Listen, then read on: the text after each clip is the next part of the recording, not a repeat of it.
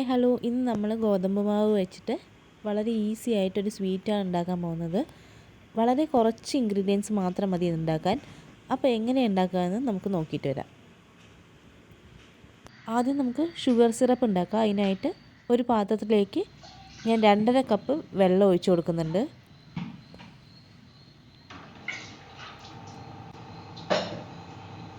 ഒരു കപ്പ് പഞ്ചസാര ഇട്ട് കൊടുക്കുക. 1/4 ടീസ്പൂൺ ഏലക്ക പൊടിച്ചത് കൂടെ ഇട്ട് കൊടുക്കുന്നുണ്ട്. ഇതൊന്ന് തിളച്ച് വരുന്ന സമയത്ത് നമുക്ക് ഫ്ലെയിം ഓഫ് ചെയ്യാം. ഇനി ഒരു പാൻ ചൂടാക്കി അതിലേക്ക് 4 ടേബിൾ സ്പൂൺ നെയ്യ് ഒഴിച്ചു കൊടുക്കുക.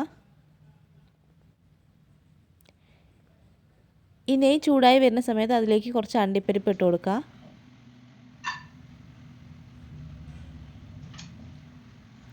ഈ അണ്ടിപ്പരിപ്പ് നന്നായി വറുത്തെടുക്കുക.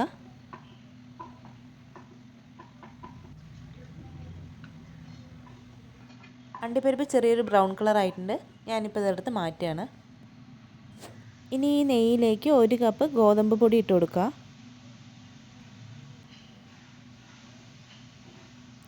നന്നായിട്ട് ഇളക്കി കൊടുക്കുക.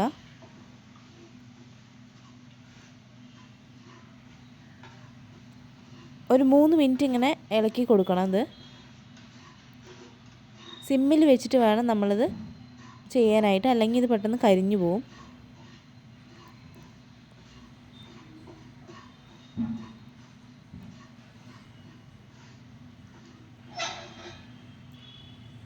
ഇതിപ്പോൾ 3 മിനിറ്റ് കഴിഞ്ഞിട്ടുണ്ട്. ഇനി ഞാൻ ഇതിലേക്ക് എടുത്തു വെച്ചിരിക്കുന്ന ഷുഗർ സിറപ്പ് ആഡ് ചെയ്ത് കൊടുക്കുകയാണ്.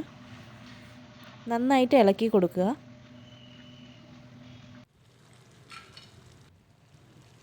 കാഷ്യൂസ് കൂടെ ഇട്ടിട്ട് നന്നായിട്ട് ഇളക്കുക. ഒരു 5 മിനിറ്റ് ഇതിങ്ങനെ ഇളക്കണം.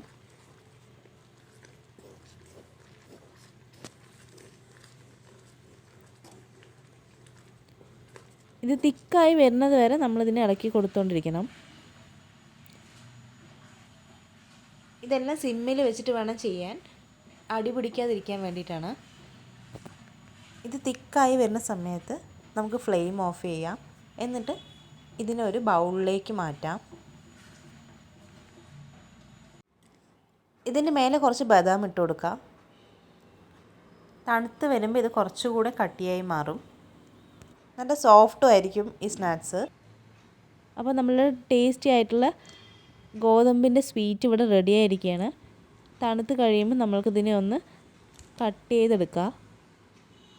ഈ ചാനൽ സബ്സ്ക്രൈബ് ചെയ്യാത്തവരുണ്ടെങ്കിൽ ഒന്ന് സബ്സ്ക്രൈബ് ചെയ്യണേ. താങ്ക്